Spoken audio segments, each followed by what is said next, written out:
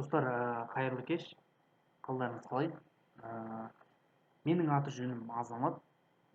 Сіздермен қазір біз бірге таргетинг сабағын өтетін боламыз. Сіздерге толықтай барлығын түсіндіріп өтемін. Жалпы енді таргетинг дегенде біз бірінші түсініп алайық. Таргетинг деген не?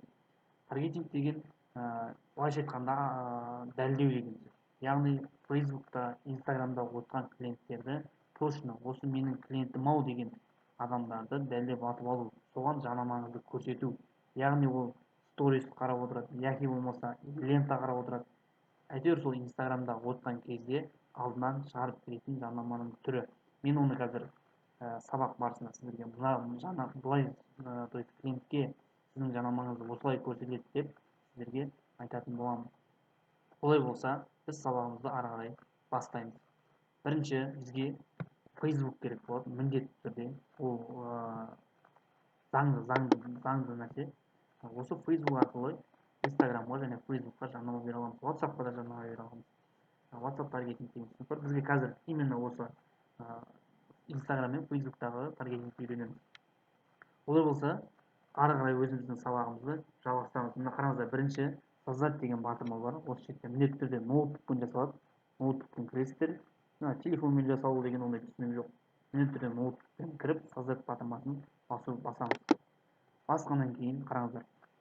Страница, реклама, группа, мероприятие деп шығады. Осыны бірінші біз реклама жібермей жатып, страница создать боламыз. Ол қалыпты жағдай міне. Біздер мына жерде неде тұр. Создать еткен страницамызда тұр. Қараңыздар. Бизнес бастау, қимыл, мебель, тағысын тағы. Енді қараңыздар. Бізде қараңыздар, дәл сол жақта өзімізге қажетті страницаны создать етіп аламыз. Кеттік қарайсыз. Бірінші страниц батырмасын басамыз.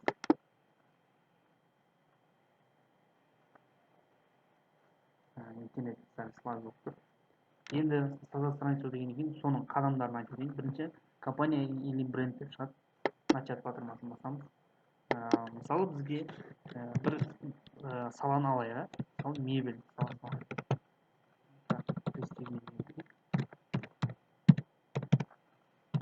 Престиж мебель. Түсінікті, престижный мебельдер бар ғой. Соған қатысты нишалар, то есть мебельдер жасайды.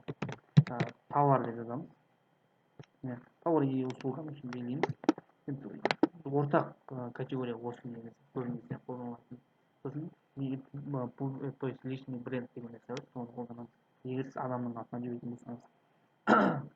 Кеттік ары қарай.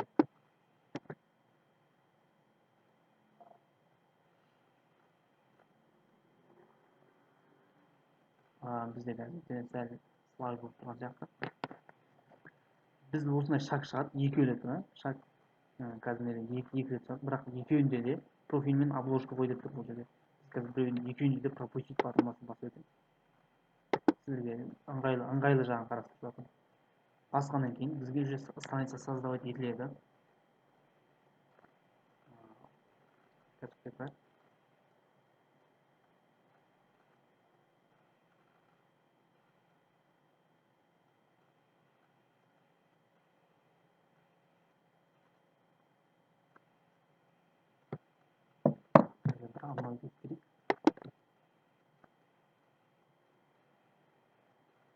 Міне, создать етілді.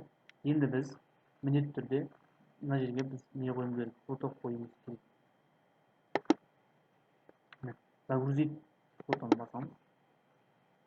Енді бізге қазір мына жерде бір не жоқ, жаңағыдай реально бір фото жоқ.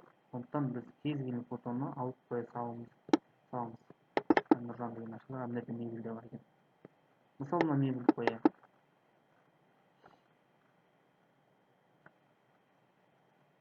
Мен айтып өтейін, қазір сіздерде осы сабақты көріп болғанда міндетті сұрақтар туындауы мүмкін.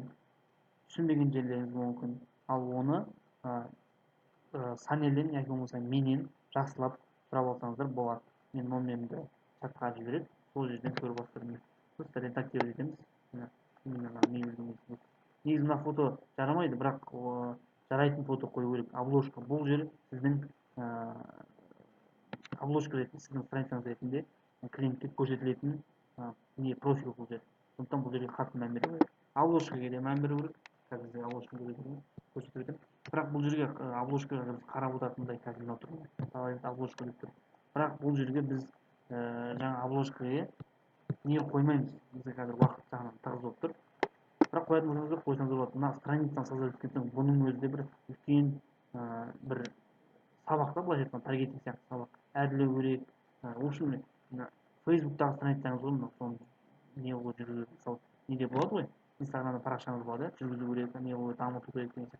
Бұл да сол сияқты сіздің парақшаңыз болады. Бұл бөлек тема. Қазір біз ары қарай кеттік. Енді осыны создать еткен соң жаңағы создать реклама, енді реклама жаңа страница создать етіп алдық. Енді рекламаны создать етеміз. Неге? Өйткені екеуін қазір рекламаның ішінде байланыстыратын бір не бар, қадам бар. Сол арқылы байланыстыру арқылы сосын барып жарнама жіберіледі. Түсінікті деп ойлаймын, иә? Ондай болса реклама батырмасын басамыз ары қарай. Кешіріңіздер, бізде қазір интернет слай болып тұр, сондықтан жай жүктеледі. Оның үстіне сіздерге де жақсы ыңғайлы болады деп ойлаймын. Енді осы жерді бір түсіндіріп өтейін. Қараңыздар, трафик, вовлеченность деген лид, то есть цель болады. Біз біріншіден мына жерде тұр, иә, компания қызылы дедіміз. Сол кезде выберите цель деп тұр. Енді біз өзіміздің осы цельді таңдап аламыз. Осы қатардағы мына жақтағылар олар басқа охват. Бұларды түсіндіріп өтейін деп едім, бірақ негізі бұның жалпы сіздерге дейін өте көп түсіндіретіндер. Бүткіл тәпіштеп бәрін түсіндіруге болады. Бірақ сіздерге қазір сіздерге жаңа керекті, точно маған осы керек деген жарнаманың түрін көрсетемін. Ал бұны көп түсіндіруді уақыт көп кетеді. Осы қатар нелерден тұрады. Компания, группа объявление, реклама. Осы қатардан қазір біз өтеміз. Кеттік. Бірінші генерация лидов деген болсамыз, сіздерге лид керек болады. Лид деген жалпы түсініксіз болса, лид деген мынандай менен алуы мүмкін адамдар.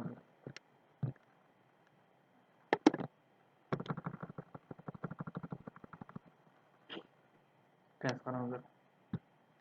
Неге өзіміздің атымыз бұл неге клиентке көрсетілмейді, просто мебельді қойып. Мен жаңағы лид деген бар ғой. Лид деген мен алуы мүмкін адамдар емес. Алғысы келетін адамдар. Былайша айтқанда сіздің жарнамаңызға қызыққан адамдар лид деп аталады. Иә, АК. Алғысы келетін адамдар.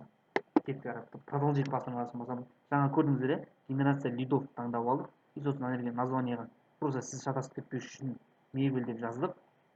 И мебель деп жазған соң продолжить батырмасы бар. Енді қараңыздар. Мына жерде прямой мебель деп тұр, міне уже байланыстырамыз деп жаңа айттым, иә?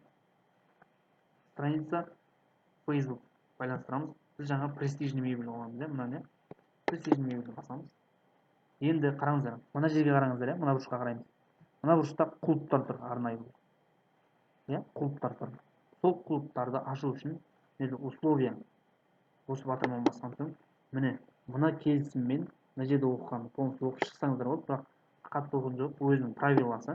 Осылармен келісіп шығамыз. Мына батырманы басамыз. Басқан соң мына жердегі клубтар ашылады. Қазір мына жерге дейін тоқтап қаламыз. Оның ары қарай ашылмай қалуы мүмкін. Сондықтан жаңа условиямен келісіп аламыз. Өзінің правиласымен бірге. Енді қараңыздар.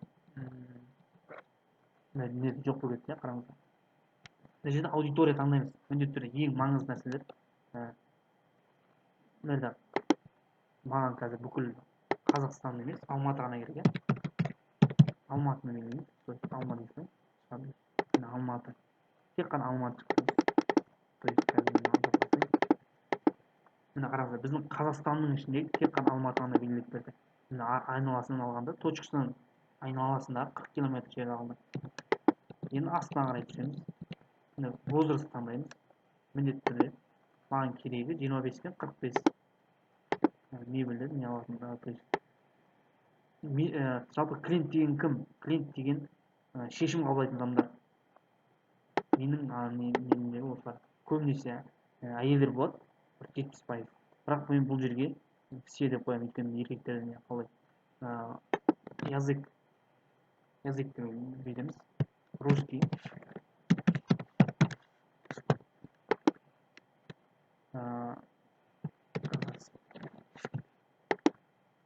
Екі тілді енгізіп аламыз. Енді ағылшын тілі керек болса ағылшын